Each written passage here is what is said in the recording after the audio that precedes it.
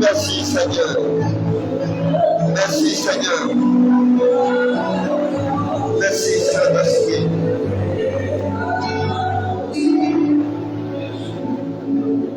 Merci Jésus. Alléluia.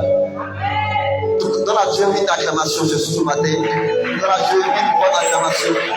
La Bible dit, je descends au milieu des cris de joie et de célébration.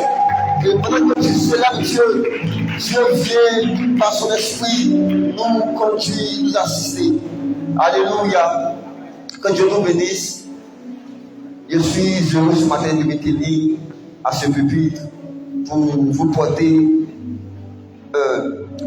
la parole de Dieu sur ce dimanche, premier jour du jeûne, alléluia, des 21 jours.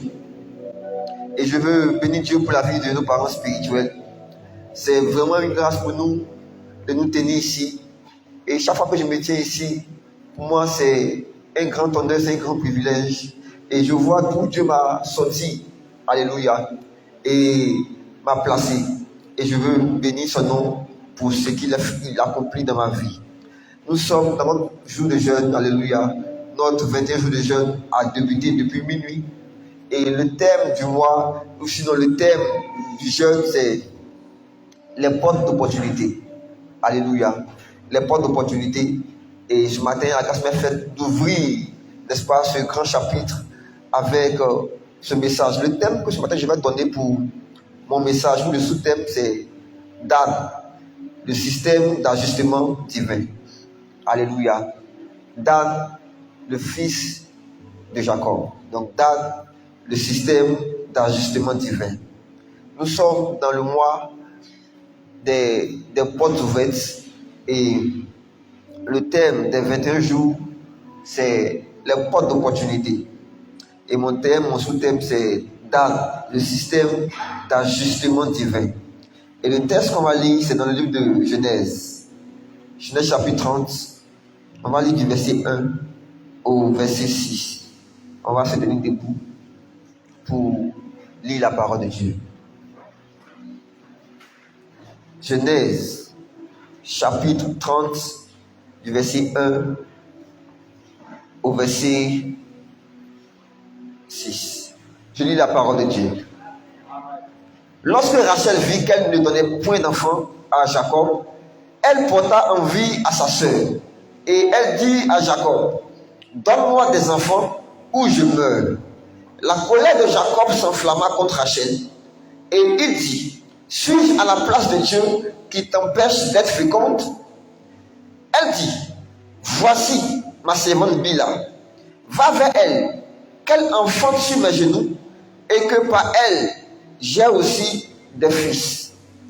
Et elle lui donna pour femme Bila, sa servante. Et Jacob alla vers elle. Bila devint enceinte et enfantant un fils à Jacob. Rachel dit, Dieu m'a rendu justice. Il a entendu ma voix et il m'a donné un fils. C'est pourquoi elle l'appela du nom de Dan. Amen. Veuillez vous asseoir.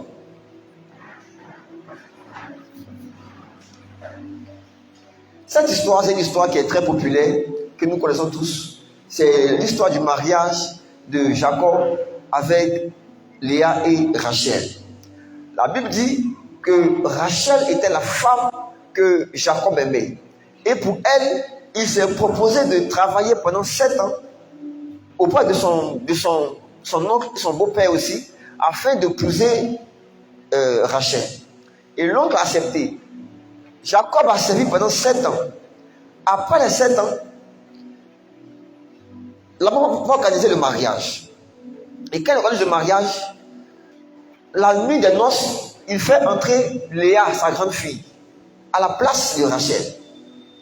Et le matin, Jacob découvre que c'est pas Rachel, sa femme, la femme qu'il a aimée, que c'est Léa, sa sœur. Et Jacob s'est irrité et il allait se plaindre chez Laban. Et Laban lui a dit que chez nous, on ne marie pas la petite sœur avant la grande sœur. Donc si tu veux la petite sœur, il faut travailler encore 7 ans pour prendre la femme. Et la Bible dit qu'il a accepté de travailler pendant 7 ans de plus pour pouvoir prendre Rachel. Alléluia. Donc en gros, il a travaillé pendant 14 ans pour marier Rachel qu'il aimait. Et je crois que c'est par amour qu'un homme peut servir pendant 14 ans pour juste marier une femme. Et dans le foyer, la Bible dit que Dieu avait rendu Rachel stérile. Parce que Jacob n'aimait pas Léa. Donc il n'allait pas vers Léa. Alléluia. Il allait uniquement que vers Rachel. Et Dieu a rendu Rachel stérile.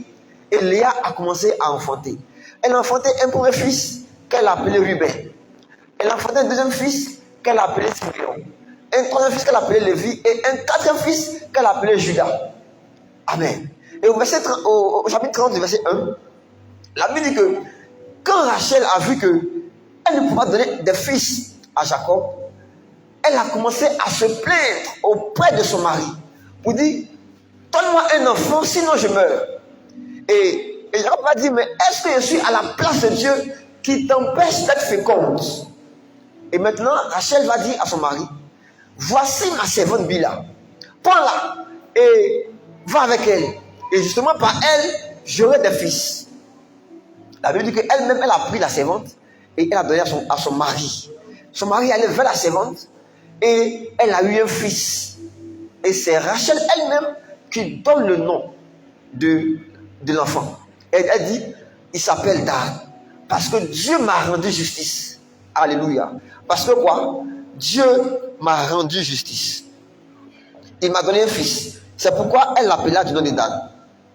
Amen. Donc Dan veut dire juger, justice. Amen. Alléluia. Dan veut dire jugement. Dan veut dire rendre un verdict. Alléluia. Et ce matin, le terme que je vais prêcher va tourner autour du nom de Dan. Alléluia. Dan veut dire justice. Amen. Écoutez, dans le texte, Dan signifie juger, rendre justice. Mais dans la pensée biblique, alléluia, le jugement de Dieu n'est pas toujours pour punir. Alléluia. C'est aussi pour corriger. Donc, quand on parle de jugement, ne voyez pas punition, voyez correction. Alléluia. La correction, c'est pas punir. La correction vient pour quoi? Pour ajuster. Amen. Donc, quand on parle de correction, on parle d'ajustement. On vient pour ajuster quelque chose qui n'est pas correct. Une forme qui n'est pas correcte, on vient l'ajuster pour la mettre dans la bonne forme. Amen. Donc, le jugement de Dieu, c'est aussi l'ajustement. Parce que très souvent, on prend le jugement pour une punition. Quand on dit tu seras jugé, on pense que tu seras puni. Alléluia. Mais tu seras jugé, c'est aussi, tu seras ajusté. Alléluia. Tu seras rééquilibré. Alléluia. Alléluia. Et donc ici, Dan représente un système. Un système. Et je me dis ça comme ça. Dan représente un système par lequel Dieu corrige. Amen. Dieu vient pour équilibrer. Dieu vient pour ajuster les choses qui sont désalignées, qui ne sont pas en ordre, qui ne sont pas alignées. Alléluia. Il vient pour ajuster là où il y avait une sorte d'injustice. Rachel, dans sa manière de faire, montrait qu'elle était défavorisée par rapport à Léa. Parce que Léa faisait des enfants et naturellement, un homme va vers la femme qui lui donne des enfants, beaucoup d'enfants. La femme qui n'a pas d'enfants, là, vraiment, c'est compliqué. Et Rachel se voyait défavorisée par rapport à cette situation. Et elle va maintenant dire à son mari, donne-moi aussi un fils, un enfant, sinon je meurs. Alléluia. Et Dieu va faire que Rachel elle-même, je vais apporter une précision. Dan n'a pas été initié par le plan de Dieu, par la volonté de Dieu. Dan a été initié par la volonté humaine. Alléluia. C'est Rachel elle-même qui s'est levée et qui a pris son enfant, et sa servante, et l'a donné à son mari, pour qu'elle ait des enfants avec lui. Amen. Donc, Dan est venu de par la volonté humaine. Mais une chose que Rachel fait, c'est qu'elle ne donne pas un nom ordinaire. Elle ne donne pas un nom bizarre à l'enfant. Elle donne un nom qui appelle à la justice de Dieu. Amen. Et donc, à ce niveau, Rachel a posé un acte qui est vraiment prophétique. Alléluia. Parce que là où Dieu entre en jeu avec sa justice, il y a forcément un ordre qui est rétabli. Alléluia. Donc, l'action qu'elle a posée pouvait être considérée comme une infraction. Amen.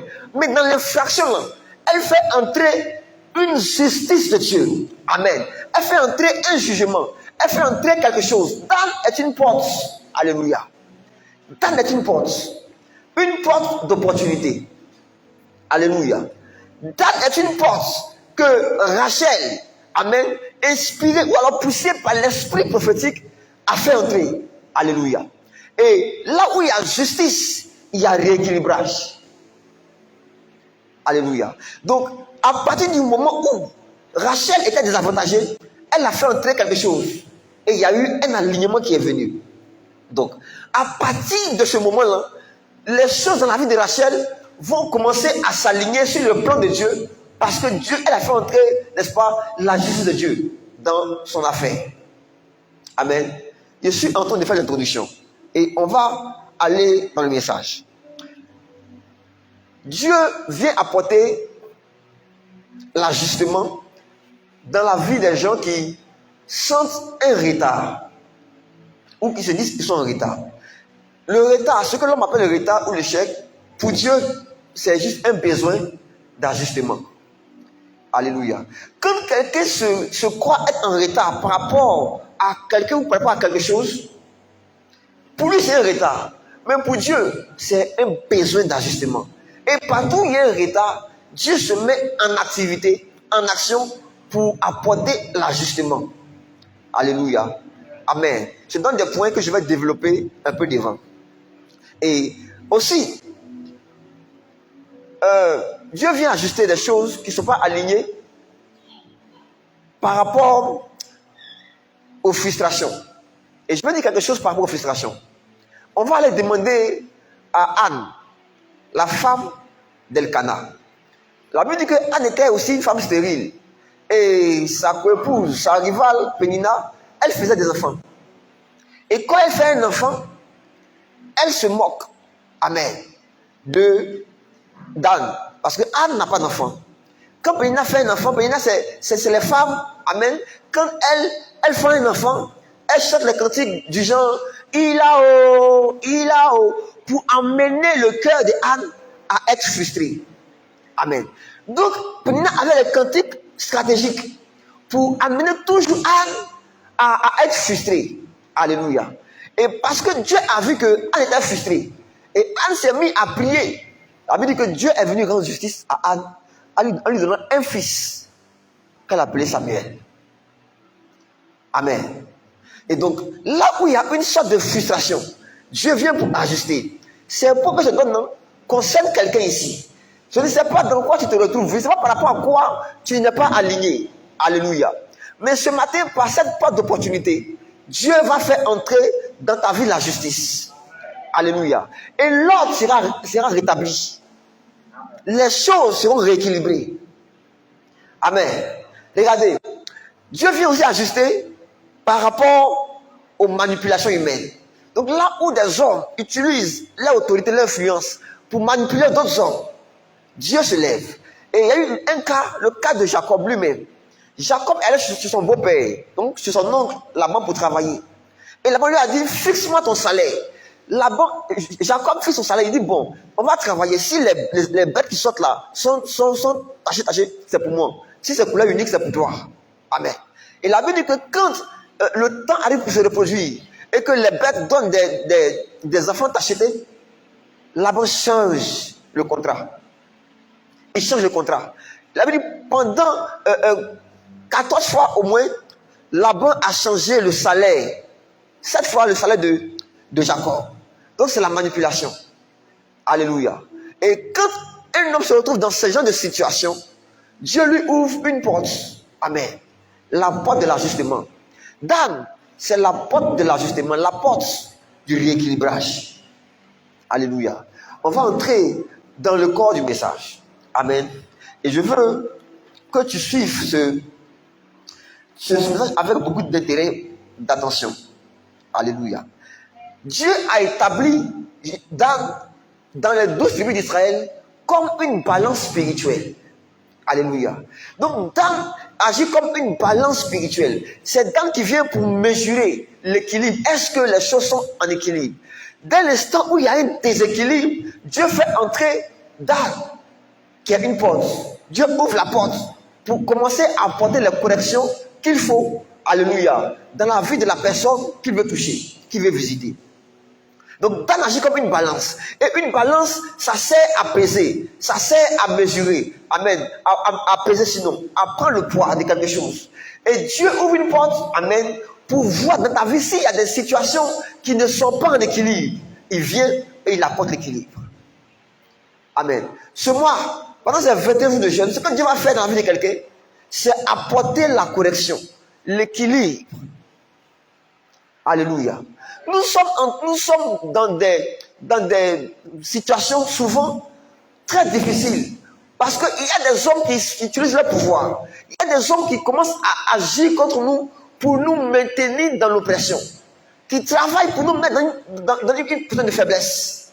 Alléluia. Des gens qui veulent tout pour eux et rien pour nous. Qui sont prêts à donner tout pour qu'on n'ait rien en retour. Alléluia.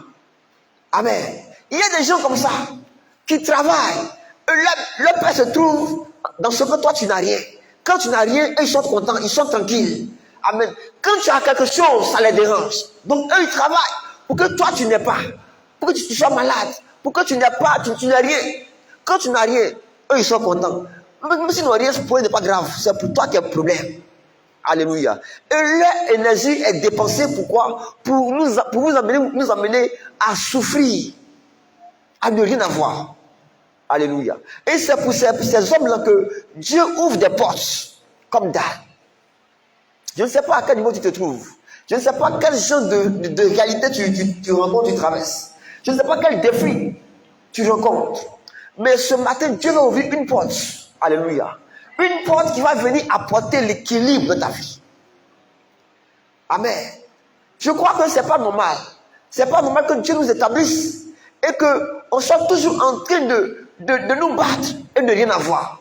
Et ceux qui sont pas avec Dieu, et ils se battent pas, mais ils ont tout. Alléluia.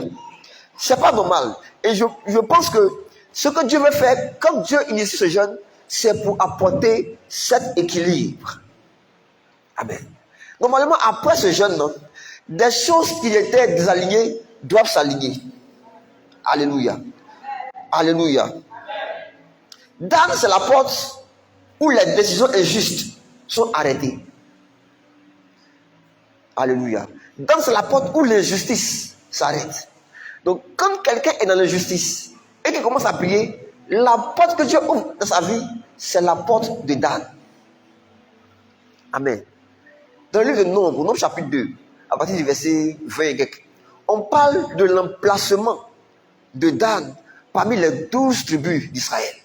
Il avait dit que Dan était à l'arrière-camp. Alléluia. Donc lui sa demeure là, c'était l'arrière-camp. Donc quand on prend le camp d'Israël, c'est Dan qui est à l'arrière-camp. C'est lui qui était là comme protecteur. Amen. Donc une porte.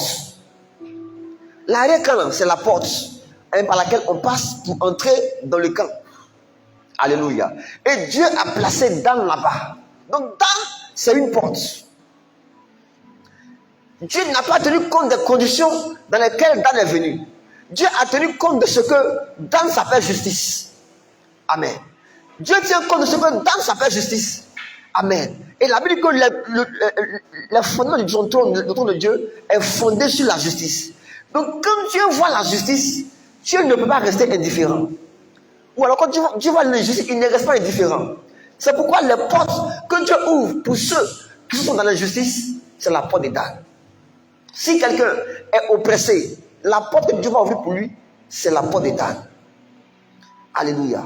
Il y a l'histoire de cette femme, la femme, la veuve, à qui on a tout arraché. Dans le livre de Luc, je crois. La Bible dit qu'elle partait voir le juge qui ne craignait pas Dieu. Et elle lui disait, rends-moi justice de ma partie adverse. Parce que les veuves en Israël étaient lésées. Amen. Quand on fait les choses là, elles sont toujours 0-0. Et elles sont un peu comme nous ici, chez nous ici. Amen. Quand la veuve, elle est là, dès que la veuve naît, les parents du monsieur viennent prendre les biens. Et elle n'a rien. Donc cette veuve-là, on lui a tout pris. Et elle n'avait rien. Et elle a commencé à chercher la porte du roi. Pour dire au roi, rends-moi justice de ma partie adverse. Et pendant plusieurs fois, elle allait voir le roi. Il a dit que le roi n'a pas rendu justice à la femme. Mais un jour, il s'est dit en lui-même, quoique je ne craigne pas Dieu, cette femme-là, tellement elle m'importune, je vais lui ouvrir la porte. Amen. Je vais lui rendre justice. Amen. Ça veut dire que Dieu a amené le roi, amen, à prendre cette décision. Parce qu'il avait ouvert la porte. Alléluia. Parce qu'il avait ouvert la porte. Des fois, on peut prier pour des situations, pour des choses, on ne voit pas l'aboutissement. Parce que Dieu n'a pas encore décidé. Alléluia. C'est quand Dieu décide que celui qu'on a voir là fléchit. Tant que Dieu n'a pas décidé d'ouvrir la porte là, on peut aller voir même des hommes puissants. Ils ne feront rien. Alléluia. Qu'est-ce qui empêche le monsieur là, le roi là, d'écouter la femme, de lui rendre justice? Amen. Parce que la porte n'était pas ouverte. Et la Bible dit que Dieu ouvre une porte, amen, et nul ne peut fermer. Et il ferme, et nul ne peut ouvrir. Donc tant que Dieu n'ouvre pas la porte, rien ne peut se passer. Alléluia. Dan, c'est la porte où l'injustice s'arrête, où la décision injuste s'arrête. On a décidé de t'arracher ton travail, t'arracher ta place, t'arracher tes enfants. Alléluia. Mais ce matin, Dieu ouvre une porte pour toi, une porte d'opportunité. Et ces choses-là s'arrêtent dans ta vie. Alléluia. Amen. Dieu décide d'ouvrir une porte pour toi. Je ne sais pas quel grand est en train de vouloir manipuler les gens pour qu'on t'arrache ce que tu as. Je ne sais pas quelle personne est en train de vouloir créer un système bizarre pour te bloquer, pour t'arrêter. Mais ce matin, Dieu dit que s'il y a dans ta vie une décision injuste, il ouvre dans la porte qu'on appelle Dan. Amen. Quand il ouvre la porte, ces choses-là s'arrêtent. Alléluia. Ces choses-là s'arrêtent au nom de Jésus. Alléluia. Alléluia. Là où il y a une décision qui n'est pas correcte, Dieu commence à manifester la porte qu'on appelle Dan. Et je pense que dans ce temps de jeûne, Dieu va ouvrir des portes excellentes. Alléluia. J'ai compris que Dan n'est pas une simple porte. Dan, c'est un portail. Alléluia. Quand on va avancer, on va comprendre que Dan n'est pas une simple porte. Yes. Alléluia. Dan n'est pas une simple porte. Là où les choses ne sont pas alignées dans ta vie, Dieu va apporter l'alignement. Alléluia. Là où les choses ne sont pas alignées, Dieu va apporter l'alignement. Amen. Alléluia. Regardez. Là où Dieu envoie la justice, là, Dieu envoie, les choses sont alignées sur les plans de Dieu. Amen. Là où Dieu envoie sa justice, là, les choses s'alignent automatiquement sur les plans de Dieu. Je vais te donner 3 bénéfices. Amen. 3 bénéfices de marcher dans les portes de Dan. Alléluia.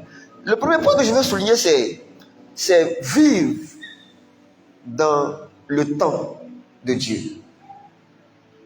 Amen. Vivre dans le temps de Dieu. Le bon timing de Dieu. Alléluia. Celui qui marche dans les portes de Dan, celui pour qui Dieu ouvre une porte de Dan, la chose qu'il a numéro 1, c'est le temps de Dieu. Amen. Les choses lui arrivent dans le temps de Dieu. Amen. Donc celui-là, il ne connaît pas le retard. Celui qui marche dans les portes de Dan, il ne connaît pas le retard. Parce qu'il arrive au moment où Dieu a voulu qu'il arrive. Amen. Amen. Celui qui marche dans les portes de Dan, il arrive au moment où Dieu a voulu qu'il arrive. Il n'arrive pas après. Amen. Il arrive au bon moment. Il arrive au bon temps. Il y a des gens, quand elles cherchent un travail ou des opportunités, quand elles arrivent, on leur dit, mais ça vient de finir. Alléluia. Ah non, c'est passé hier. Toi, tu as appris ça hier nuit. Tu es arrivé dans ce qui s'est passé hier. Parce que tu ne marches pas dans le temps de Dieu. Parce que tu n'as pas encore découvert la porte des Dan. Amen. Mais quand Dieu décide d'ouvrir cette porte des Dan, quand tu arrives, on dit, tu es bien arrivé. Amen. C'est toi qu'on attendait pour commencer. Il y a prié pour une jeune dame. Elle avait postulé dans un service à l'hôpital. C'est d'abord un service où on recrute les gens en Europe. Elle a postulé. Et puis, elle est partie en vacances. Et elle allait en vacances et ils l'ont appelée pour lui dire qu'elle a postulé dans tel endroit à l'hôpital ici. Vraiment, elle a retenu, elle n'a pas venu travailler. Elle commence demain. Et elle dit qu'elle n'est pas là, elle est en vacances. Et on lui dit, quand tu vas revenir, il faut venir travailler. C'est toi, on va prendre. Alléluia. Si tu n'as pas ouvert une porte pour toi comme ça, alléluia, c'est même pas sûr, amen, qu'on t'appelle pour dire que tu n'es pas là, on va t'attendre. Amen. Quand tu as une porte pour toi, quand la porte là, Dieu l'a ouverte pour toi, tu vas entrer. Alléluia. Tu vas arriver toujours au bon moment. Quand tu arrives, on dit vraiment, tu marches bien. C'est le langage que les gens doivent avoir te concernant. Que tu as bon pied, que tu marches bien. Il ne faut pas arriver quand tout est fini. Alléluia. C'est pourquoi Dieu doit te faire entrer par ses portes de dents pour expérimenter le temps de Dieu. Amen. Nous, on pense aujourd'hui que Dieu est lent. Pour Dieu, c'est un lent. À quoi d'autres vont faire des fétiches, vont faire des trucs. Dieu n'est pas lent. Un homme qui est lent, c'est quand toujours en retard. Alléluia. C'est parce que Dieu ne marche pas dans notre temps. Dieu a son temps. Et tant que ce n'est pas arrivé, amen, il faut patienter. Il faut patienter. Si tu te précipites, tu vas tomber dans quelque chose. Alléluia. Alléluia. Celui qui marche avec Dieu, dans le temps de Dieu, il arrive exactement au moment où le ciel est prêt pour agir. Alléluia. Maintenant, celui qui marche dans le temps de Dieu, Dieu le préserve des erreurs très coûteuses. Très coûteuses. Des gens ont perdu beaucoup de choses parce qu'ils n'ont pas attendu le temps de Dieu. Allez demander à Saül. Alléluia. Des gens prennent des décisions trop tôt. Amen. Trop vite. Et souvent sous pression. Quand un homme prend une décision sous pression, il n'est pas en train de faire le bon choix. Quand un homme prend une décision très vite, il n'est pas en train de faire le bon choix. Parce qu'il doit toujours demander quel est le temps de Dieu. Amen. Samuel dit à Saül, attends-moi ici. Amen. Je vais dans tel endroit, je reviens. Il va faire l'holocauste. Il dit, il a compris. Et quand Samuel est parti en ville, quand il allait en ville, la Bible dit que les Philistins ont rangé leur armée en bataille contre Israël. Et la bruit semblait être tout près. Et le peuple a commencé à mettre une pression à Saül. Oui, Saül, tu es notre roi. Il faut faire l'holocauste pour qu'on soit en paix. Il y avait la pression. Mais pourtant, Dieu a dit à Samuel de dire à Saül, attends à ce que je vienne. Attends à ce que j'arrive. Et Saül, sous la pression, a cédé. Et il a offert l'holocauste. Et quand il a fini net, Samuel est arrivé. Et il lui a demandé, qu'est-ce que tu as fait? Celui qui n'aime pas attendre le temps de Dieu, il tombe dans le péché. Il tombe dans la compromission. Celui qui n'aime pas attendre le temps de Dieu, il tombe dans la compromission. Et Saül, ce jour-là, a perdu la faveur de Dieu. La grâce parce qu'il n'a pas voulu attendre le temps de Dieu. Mais le diable, il envoie une situation. Et il met une sorte de pression en bas qu'il appelle une urgence. Alléluia. Alléluia. Écoutez, Dieu n'est pas dans l'urgence. Dieu est dans la priorité. Alléluia. Et quand Satan envoie les pressions, il envoie une chose en bas qu'on appelle l'urgence. C'est urgent. Si je ne fais pas, c'est pas bon. Amen. Mais c'est vrai, c'est pas bon parce que si tu fais, tu vas pécher contre Dieu. Dieu veut qu'en toute chose, on prenne le temps, amen, de savoir quelle est sa volonté pour nous en ce moment précis. Une bonne chose qui est faite dans un mauvais moment, elle devient mauvaise automatiquement. Alléluia. Sinon, Saül a offert à Dieu un holocauste. Dieu aime ça. Alléluia. Mais par-dessus ça, Dieu aime comme patience. Dieu aime comme on cherche sa volonté. Dieu voulait que Saül attende. Mais Saül n'a pas attendu. Il allait offrir l'holocauste. Alléluia. Dieu a des priorités. Ce que Dieu dit là, c'est ça qui est priorité. Le reste là, ça vient en second plan. Et peu importe ce qu'il y a derrière comme pression, il ne faut pas te déranger. Si c'est Dieu qui t'a dit, il faut attendre. Il faut attendre. Alléluia. Si c'est Dieu qui a parlé, il faut attendre. J'ai le témoignage de quelqu'un qui était allé à une rencontre de prière. Alléluia. Et l'homme de Dieu lui a dit, attends, après je vais te parler. Amen. Mais avant d'une prophétie, l'homme de Dieu lui avait dit qu'on va t'appeler pour un travail. Il a donné quelques descriptions. Amen. Et c'est le jour où l'homme de Dieu lui a dit, attends, on va parler. Qu'ils l'ont appelé. Et à l'insu de l'homme de Dieu, il partait à son rendez-vous. Alléluia. À son rendez-vous. Il n'a pas voulu attendre le rendez-vous de l'homme de Dieu. Il a préféré aller à un rendez-vous du travail. Quand il est arrivé, on lui a dit qu'en fait, ce n'est pas lui qu'on veut appeler. Donc ce jour-là, il a perdu deux choses à la fois. Il a perdu le rendez-vous avec l'homme de Dieu et aussi où il partait. Souvent, quand le diable veut nous amener à perdre les choses très vite et en grand nombre, il nous précipite. Alléluia. La Bible dit dans le livre de Proverbes, le chapitre 19, le verset 2, que celui qui se hâte avec ses pieds tombe dans le péché. Donc celui qui se hâte avec ses pieds tombe dans le péché. Il n'y a rien que tu dois faire en hâte. Tu dois prendre le temps de chercher qu'est-ce que Dieu veut pour toi en ce moment précis. Alléluia. Alléluia. Le premier avantage, le premier bénéfice de marcher dans les portes de Dan, c'est marcher dans le bon timing de Dieu, dans le bon temps de Dieu. Alléluia. Celui qui marche aussi dans le temps de Dieu, il ne fournit pas assez d'efforts. Alléluia. Parce que la grâce de Dieu transporte tout ce qu'il fait. Et si tu vois un homme qui souffre beaucoup, alléluia, très souvent, c'est un homme qui ne marche pas dans le temps de Dieu. Alléluia. Qui veut avoir la chose vite. Amen. Donc, il s'impose un supplice. Il s'impose un fardeau pour pouvoir avoir ça vite. Mais malgré ça, il n'a pas. Mais il n'abandonne pas quand même. Il poursuit quand même. Alléluia. Quand le diable veut t'amener à être esclave, il t'amène à ne pas attendre le temps de Dieu. Alléluia. Et j'ai compris que celui qui se précipite tombe sous la servitude. Amen. Un homme qui se précipite, c'est un homme qui finit dans la servitude. Tu es esclave. Le diable te dit que tu vas arriver. Donc tu penses que tu peux arriver. La Bible dit que c'est pas par notre force ni par notre intelligence, c'est par l'Esprit de Dieu. Amen. L'Esprit, c'est quoi? C'est la grâce. Il n'y a rien qu'un homme peut avoir par sa force. C'est la grâce de Dieu. Donc si tu ne marches pas dans le temps de Dieu, tu vas te battre beaucoup et tu ne vas rien gagner. Ou souvent, tu vas gagner un peu. Mais ce n'est pas la bonne mesure que tu devrais avoir. Alléluia.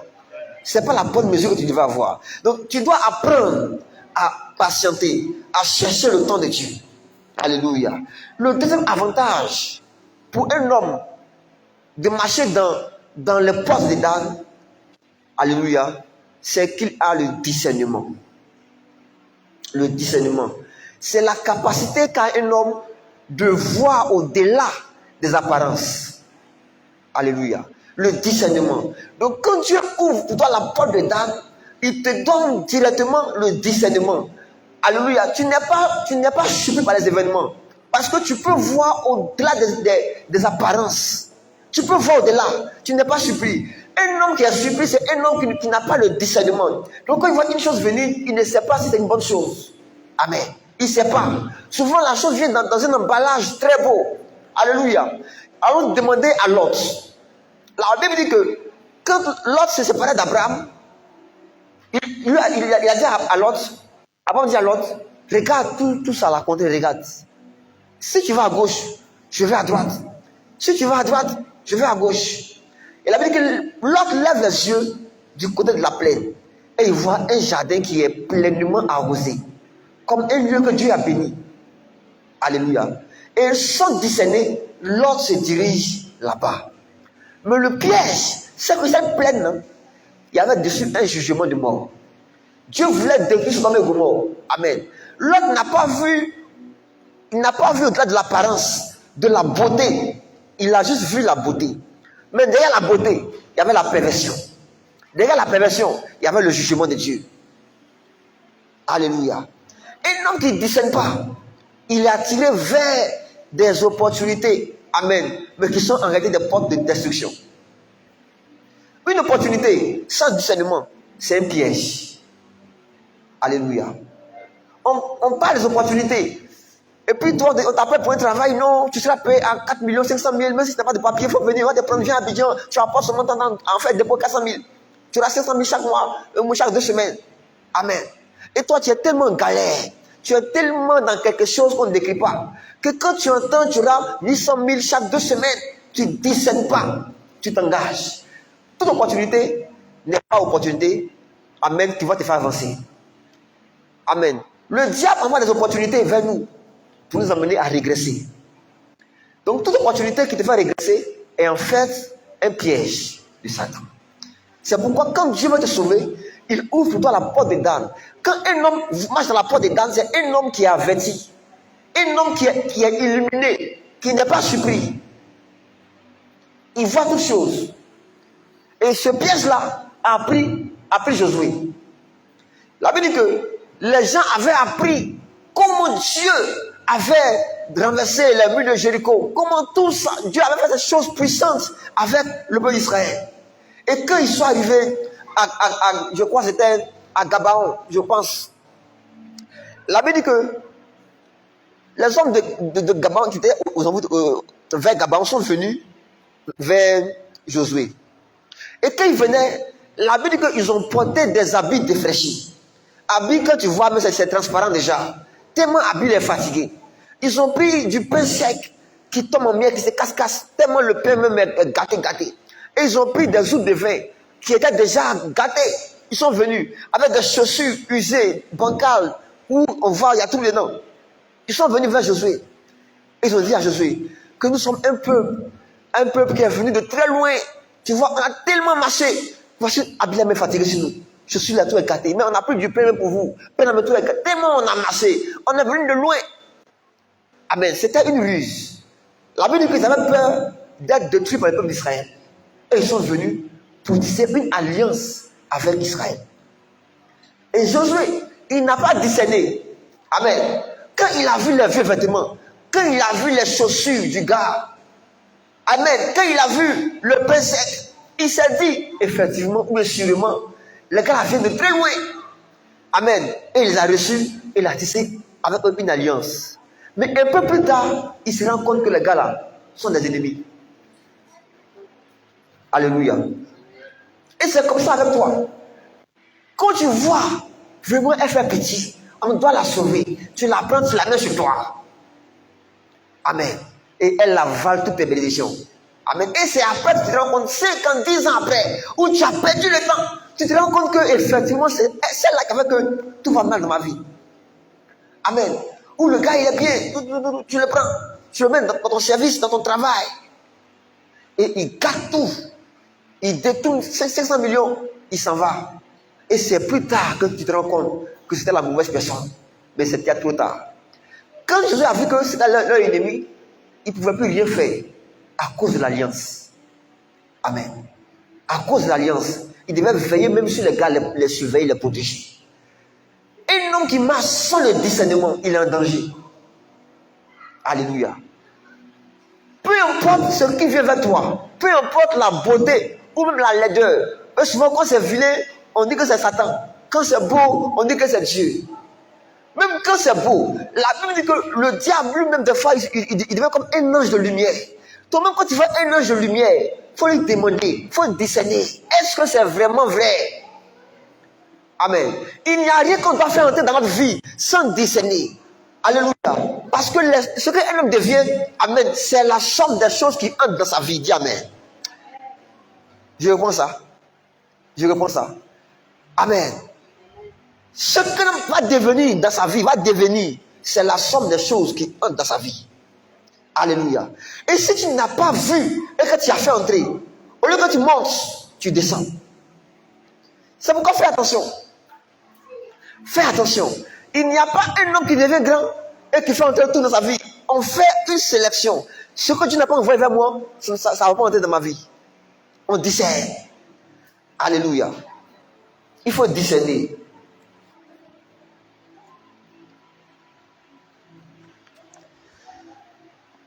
La Bible dit dans le livre je crois que c'est 1 Corinthiens chapitre 2, verset 15. 1 Corinthiens chapitre 2. La Bible dit que l'homme spirituel, il juge de tout. Amen. L'homme spirituel juge de tout. Juger, c'est quoi? Juger, c'est évaluer. Amen. Donc, un homme qui est spirituel, il doit juger, il doit discerner, il doit évaluer. Donc, souvent, Dieu mesure notre niveau spirituel par notre capacité à évaluer, notre capacité à juger, notre capacité à discerner. Quand un homme n'est pas discerné, c'est pas un homme qui est spirituel. Amen. Même s'il parle la langue pendant 4 heures, le test pour voir sa spiritualité, c'est le discernement. On dit un homme qui est spirituel, il doit discerner tout. Tout. Paul dit que si un homme ou même un ange veut vous prêcher un évangile qui est différent de ce que nous avons prêché, qu'il soit anathème. Donc même si c'est un ange qui est ange de lumière, amen, et des fois même tu vois sur son front écrit, je suis fils de Dieu. Amen. Tu dois discerner. Est-ce que ce qui est écrit est ce qui est? Amen. Tu es spirituel quand tu sais juger. Et Dan, c'est la justice, c'est le jugement. Amen. Et quand Dieu veut te rendre spirituel, il ouvre la porte des Dan. Amen. La porte du discernement. Et tu commences à discerner. Tu n'es plus sain. On va dire, mais celui-là, quand on veut faire du mal, toujours il sait. Toujours il voit. Le jour où on veut te faire manger un poisson, ce jour-là, tu ne vas pas aller à rendez-vous. Chaque fois tu vas, on t'appelle, tu vas, mais le jour où on veut te tuer là, ce jour-là, tu ne vas pas. Et 5 fois, 10 fois, 15 fois, et quand ils se disent, le gars, mais il est comment même. C'est le jour où on veut le taper là, qui ne vient pas. Amen. Tu discernes, tu comprends les choses de Dieu. Amen. Alléluia. Celui qui discerne, il ne puise pas sa vie, il ne gaspille pas ses ressources, il ne gaspille pas son énergie dans les combats inutiles. Parce que quand tu n'as pas discerné, tu vas créer un combat inutile. Maintenant, tu es en train de prier, maintenant, jeûne de 80 jours à sec pour pouvoir dégager un problème que tu as pris pour mettre sur toi. Alléluia. Et quand c'est comme ça, Dieu te laisse te battre parce que tu n'as pas voulu discerner. Tu te bats. Alléluia. Tu te bats. Dieu veut nous sauver. Et ce matin, la porte que Dieu ouvre pour nous, c'est une porte de salut. Amen. Alléluia. Nous sommes sauvés pas par notre propre justice. Nous sommes sauvés par la justice de Dieu. Alléluia. Donc quand Dieu veut te sauver des situations bizarres, il ouvre la porte des Dan. Et ce matin, c'est la porte que Dieu est en train d'ouvrir. Notre avantage, notre bénéfice de marcher dans les portes des Dan, c'est avoir des positions stratégiques. Alléluia. On va lire un passage dans le livre de Genèse.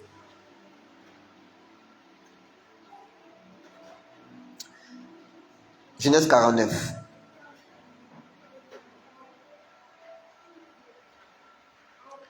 Verset 17.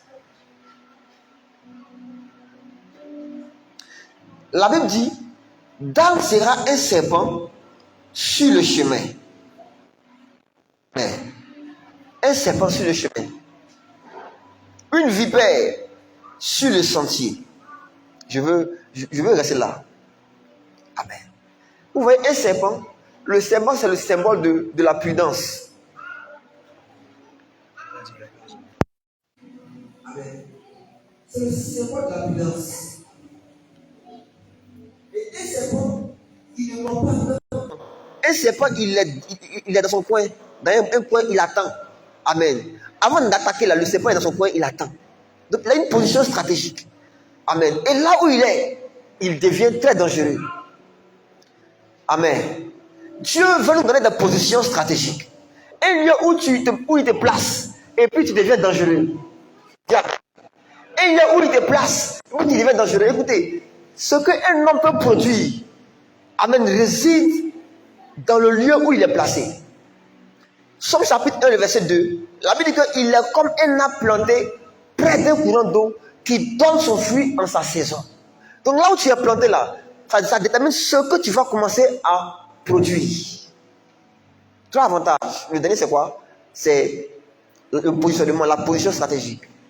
Dieu va donner à quelqu'un une position très stratégique dans ce mois de janvier. Amen. Il va te placer quelque part où tu vas devenir dangereux.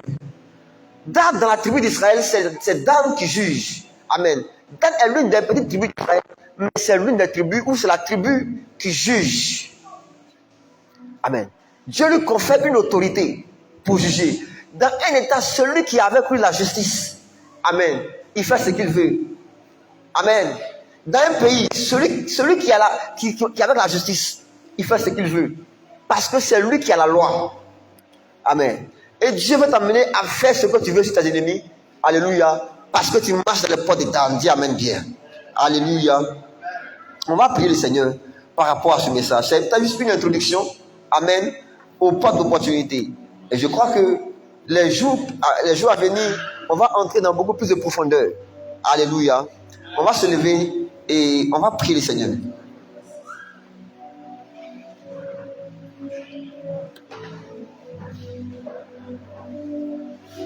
Marabadavaskis.